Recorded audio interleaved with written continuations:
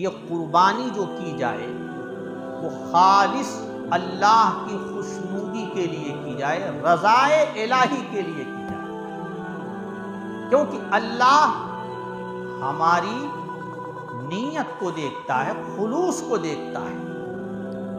रियाकारी से, शोहरत से काम नहीं बनता, दिल के इखलास से काम बनता है और अल्लाह के यहाँ इसी की कबूलियत है। लन यनालल्लाह लुहूमुहा वला दिमाउहा वलाकिन यनालुहु तक़वा मिनकुम। अल्लाह के यहाँ तुम्हारा गोश्त नहीं पहुंचता, खून नहीं पहुंचता, उसके यहाँ तो तुम्हारा तक़वा पहुंचता है।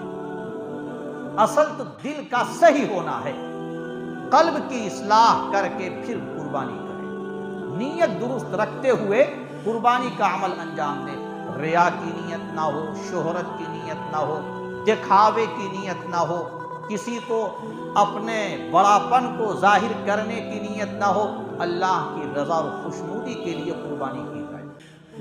फसल्लि लिरब्बिका वनहर। नमाज हम क्या किसी के दिखावे के लिए पढ़ते हैं? अल्लाह के लिए पढ़ते हैं ना।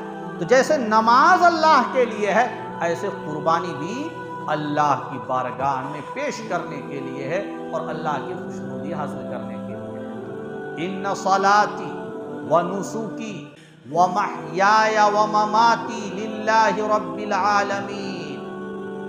मेरी नमाज और मेरी कुर्बानी, मेरा जीना और मेरा मरना सब अल्लाह रब्बुल आलमीन के लिए। एक मोमिन की ज़बान यही होनी चाहिए और एक मोमिन का नज़रिया भी यही होना चाहिए कि जो अमल करे वो अल्लाह के लिए करे, उसका मरना और जीना सब खुदावंद